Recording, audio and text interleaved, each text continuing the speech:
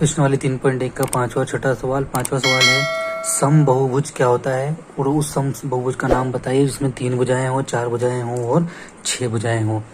तो समबहुभुज क्या होता है कि ऐसा बहुभुज जिसकी समस्त भुजाओं का माप एक ही हो। तो समबहुभुज का मतलब है कि ऐसा बहुभुज जिसकी समस्त भुजाएं जो है वो एक ही माप की हो, यानी कि एक जैसे नाप की हो। जैसे कि यहाँ पे मैंने ये एक बहुभुज बनाया। अब इसके अंदर जो भी एक, जैसे ये वाली भुजा, ये अगर ये एक 5 सेंटीमीटर की है तो सारी भुजाएं जो है वो 5 सेंटीमीटर की होंगी, यानी कि एक ही नाप की सारी भुजाएं होनी चाहिए। वो ऐसा बहुभुज जो है वो समबहुभुज कहलाता है। अब ये समबहुभुज त्रिभुज, चतुर्भुज, पंचभुज, षटभुज, अष्टभुज कुछ भी हो सकता है, लेकिन भुजाओं की माप जो है वो एक होनी चाहिए। अगर एक भुजा की माप 15 सेंटीमीटर है तो सारी भुजाओं की माप जो है वो 15-15 सेंटीमीटर होंगी। अब दूसरा कह रहा है कि समबहुभुज का नाम बताइए जिसकी भुजाएं 3 हो, यानी कि ऐसा समबहुभुज जिसकी भुजाएं 3 हो। ये 3 भुजाएं हैं इस बहुभुज में, तीनों भुजाएं जो है ये बराबर है। 3 भुजाओं वाला जो बहुभुज होता है इसको हम साधारण तौर पे त्रिभुज के नाम से जानते हैं। अब यहाँ पर और जिसमें तीनों भुजाएं बराबर होती है तो ऐसे त्रिभुज को हम बोलते हैं समबाहु त्रिभुज। चतुर्भुज दूसरा है 4 भुजाएं, जिसमें 4 भुजाएं होती है। ऐसे जो बहुभुज होते हैं उसको हम जो है वो चतुर्भुज के नाम से जानते हैं। अब इसकी जो चारों भुजाएं जो है ये बराबर है। ये वाली भुजा, ये वाली भुजा, ये वाली भुजा और ये वाली भुजा, चारों भुजाएं इसकी बराबर है।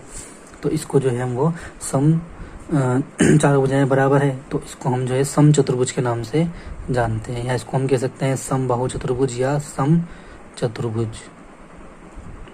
और जिसकी चारों भुजाएं बराबर होती है तो उसको वर्ग भी कहा जा सकता है। लेकिन ये भुजाएं इस प्रकार से भी हो सकती है, इस आकृति की भी चारों भुजाएं बराबर हैं, लेकिन ये चतुर्भुज मतलब ये वर्ग नहीं है, इसको हम सम चतुर्भुज ही कहेंगे। तीसरा है ऐसा चतुर्भुज जिसकी 6 भुजाएं हो। तो 6 भुजाएं हैं तो इसको हम बोलेंगे षटभुज, और सम भुजाएं हैं तो इसको हम बोलेंगे सम षटभुज, यानी कि इसकी जो 6 भुजाएं हैं वो 6 ही भुजाएं एक माप की हैं। ये वाली भुजा, ये वाली भुजा, ये और सब एक ही माप की हैं तो इसको हम बोलेंगे सम षटभुज। अगर यहाँ 7 भुजाएं होती तो हम बोलते हैं सम सप्तभुज, 8 होती तो सम अष्टभुज। इस प्रकार से इनके नाम दिए जा सकते हैं। आकृतियों में x का मान ज्ञात कीजिए। पहली आकृति इस प्रकार की है, इसमें हम मान ज्ञात करते हैं। तो यहाँ पर ये 1 2 3 4 चतुर्भुज है। तो यहाँ पर हम जो गुण यूज करेंगे उसका होगा सम चतुर्भुज के समस्त अंतःकोणों का योग जो 360 डिग्री के बराबर होता है। तीनों कोणों का योग यहाँ पर दे रखा है। चतुर्भुज के चारों कोणों का योग 360 डिग्री होता है। यहाँ पे 4 कोण है आपकी, 1 2 3 और ये 4, तो 50 degree plus 130 degree plus 120 degree plus x, इनका मान होना चाहिए 360 डिग्री के बराबर होना चाहिए। यानी कि इन तीनों कोणों को अपन पहले यहाँ पे जोड़ लेते हैं। तो ये है आपके 120, 130 और 50। तीनों को जोड़ेंगे यहाँ पे तो आएगा हमारे यहाँ पे 300 डिग्री, और इसको पक्षांतरण कर लेते हैं तो यहाँ हो जाएगा 100 बराबर ये 360 डिग्री, इधर 300 को इसकी तरफ लेके आएंगे यहाँ पर, तो ये हो जाएगा माइनस 300। 360 में से 300 घटाएंगे तो यहाँ पर x का मान जो है वो आ जाएगा 60 डिग्री। दूसरी वाली आकृति इस प्रकार की है जिसमें एक कोण 1 से, दूसरा 70 डिग्री है, तीसरा 60 डिग्री है, और यहाँ पर कोण का मान नहीं दिया हुआ है। यहाँ पर जो है ये कोण का मान नहीं दिया हुआ है। ये निशान जो है वो समकोण का है, यानी कि ये वाला जो कोण है बाहर वाला कोण ये समकोण या 90 डिग्री का है। यहाँ पर हल करने के लिए हम लिखेंगे जैसे ऊपर वाले सवाल में लिखा था चतुर्भुज के चारों कोणों का योग 360 डिग्री होता है, तो यहाँ पर भी लिखेंगे हम चतुर्भुज के तीनों कोणों का योग 360 डिग्री होता है। लेकिन हमारे पास में 1 2 तीनों ही कोण है, इस चौथे वाले कोण का मान हमारे पास में नहीं है, तो पहले हमें इसका मान निकालना पड़ेगा। तो इसको हम जो है यहाँ पर इसका नाम जो है हम 1 रख लेते हैं, ताकि हम इसके पहले इसका मान निकालना है, फिर इसका मान निकल जाएगा। तो इन तीनों को जोड़ के 360 डिग्री इसमें घटाएंगे तो यहाँ पर हमारे पास x का मान आ जाएगा। यहाँ पहले एक का मान निकालने के लिए हम देखेंगे कि यहाँ लिखेंगे हम कोण 90 डिग्री और कोण एक जो है ये वाला कोण, ये और ये दोनों मिलके जो है वो रेखिक युग्म कोण है।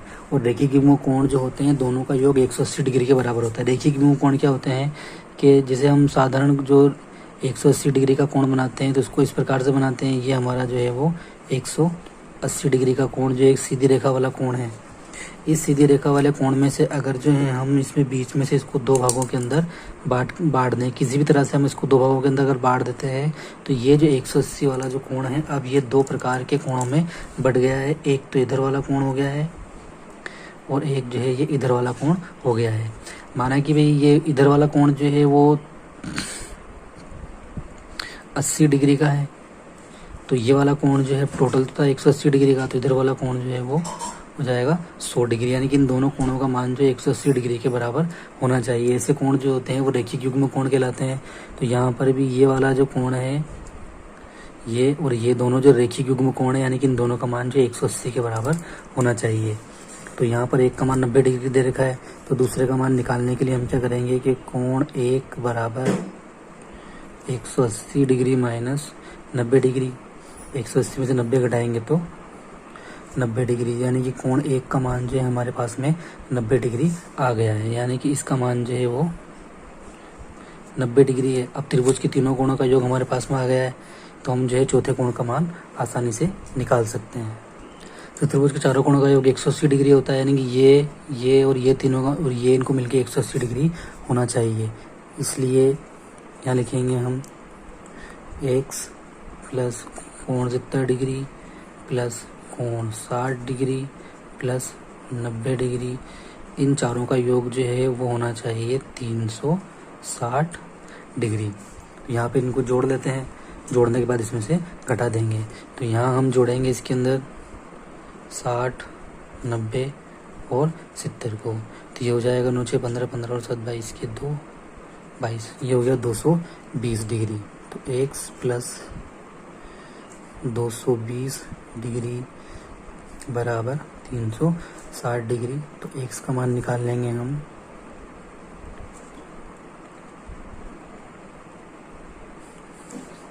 तो 360 डिग्री में से 220 को हम घटा लेते हैं। तो यहाँ 6 में से 2 जाएंगे तो बचेंगे 8, यहाँ पे से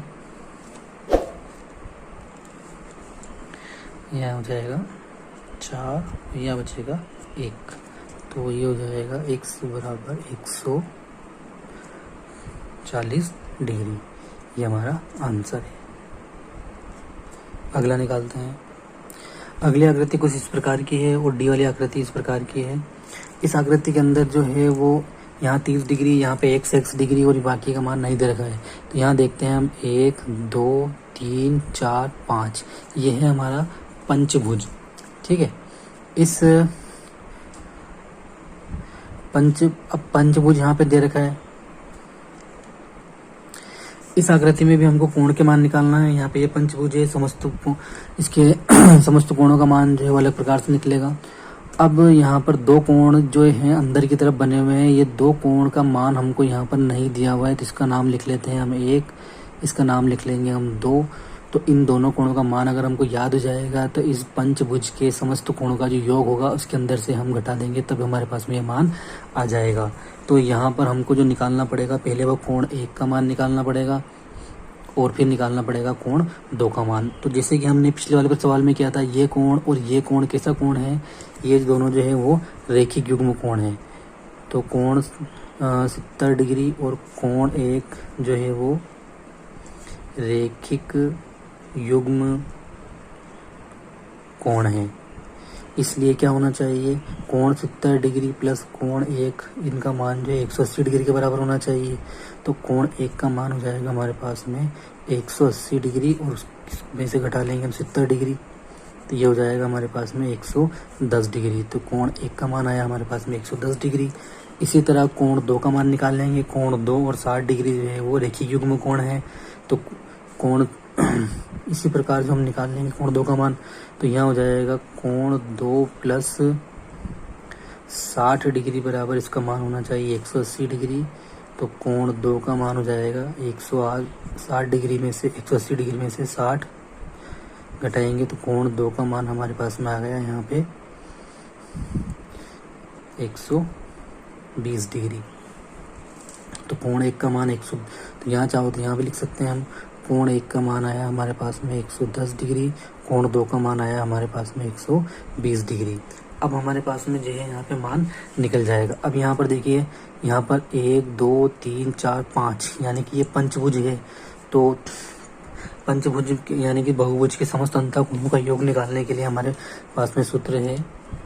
ठीक है, यहाँ पे चतुर्भुज नहीं है, यहाँ पे पंचभुज है। तो बहुभुज के समस्त अंतःकोणों का योग जो इस सूत्र से निकलता है, हमने पिछले वाले सवालों के अंदर निकाल के देखा था। यहाँ पे एन का मतलब है यहाँ पे भुजाओं की संख्या। यहाँ पंचभुज है तो भुजाओं की संख्या है 5 - 2 गुणा 180 डिग्री। तो 5 2 घटाएगा तो 3, यह हो जाएगा 180 डिग्री। 18 का मतलब 18 18 में 18 54, तो ये हो गया आपके 540 डिग्री। यानी कि कुल मान जो है, कुल कोण जो होगा यहाँ पे पंचभुज के 540 डिग्री। अब हमारे पास कोण कितने हैं यहाँ पे 1 2 3 4 5। तो यहाँ पर जो है इन पांचों का योग जो है वो के बराबर होना चाहिए। तो यहाँ पे इसलिए यहाँ पे होना चाहिए 30 degree plus x plus x plus 110 degree plus 120 degree, और ये सब होना चाहिए आपके 540 डिग्री के बराबर। ठीक है, यहाँ पे हम जो जोड़ लेते हैं x और x को जोड़ते हैं तो ये हो गया हमारे पास में 2x, और यहाँ हमारे पास में है 540 डिग्री। यहाँ पर जो है इन संख्याओं को जोड़ लेते हैं तो कितना हो जाएगा ये, यहाँ है आपके 110 और यहाँ पर है 120 और ये है आपके 30 डिग्री। इन तीनों को जो है हम यहाँ पे जोड़ लेते हैं, 110 डिग्री 120 डिग्री और 30 डिग्री, इन तीनों को जोड़ लेते हैं। यह हो जाएगा 3 3 और 3 6 और 260 डिग्री। ये हो जाएगा 2x प्लस 260 डिग्री। तो x बराबर हो जाएगा यहाँ पे 540 में से 260 को घटा लेंगे, 14 में से 6 जाएंगे जो 8, 4 में से जाएंगे जो यहाँ पे बचेगा 280 डिग्री। ये हो जाएगा आपकी 280 डिग्री। तो x बराबर हो जाएगा, x इसके बटे में जाएगा 2, तो यहाँ पे हो जाएगा 2 एकम 2 2 एकम 2 2 चौक 8। तो x बराबर जो है वो 140 डिग्री, यानी कि जो है हमारे दो कोण जो है वो 140 डिग्री के होंगे। अगला सवाल इस प्रकार का, यहाँ पे देखेंगे हम इसके अंदर कितनी भुजाएं हैं, 1 2 3 4 5। यहाँ पे 5 भुजाएं हैं। इस निशान का मतलब ये है कि ये सारी भुजाएं जो है वो ये सारी भुजाएं जो है आपस में बराबर है, यानी कि ये आकृति जो है आपके समपंचभुज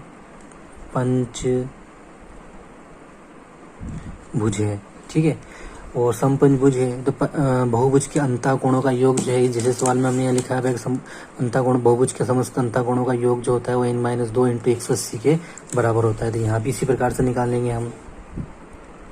तो यहाँ बहुभुज के समस्त अंतःकोणों का योग जो होता है वो n-2 × 180 होगा। तो n का मान यहाँ पे भुजाओं की संख्या के बराबर है। भुजाओं की संख्या है यहाँ पे 5 - 2 गुणा 180 डिग्री। तो ये हो जाएगा आपके पास 5 से तो घटाएंगे 2 तो 3 और 180, तो हो जाएगा 18 54, यानी कि यहाँ पे आया आपके समस्त अंतःकोणों का योग जो है वो 540 डिग्री। यहाँ पे कोण कितने हैं, 1 2 3 4 5, यानी कि 5 कोण है। क्या है, x plus x plus x plus x और प्लस x, कुल मिला के 5 x है। इन सब का योग जो है वो 540 के बराबर होना चाहिए। तो कुल मिला के यहाँ पर है आपके 5x बराबर 540 डिग्री। तो x का मान आ जाएगा यहाँ पे 540 डिग्री बटे 5। तो यहाँ पे कट जाएगा 5 एकम 5 और 5 एकम 5। ठीक है, ये भी यहाँ खत्म हो गया। यहाँ पे 4 ही बचे, भाग नहीं जाए इसकी 0, ऊपर से उतारे जाए तो यहाँ पे 40, तो यहाँ हो जाएगा 5 8 40। तो ये बच गया आपके पास x बराबर 108 डिग्री, यानी कि इसके जो कोण है कितने कितने डिग्री के हैं, वो 108 डिग्री के हैं।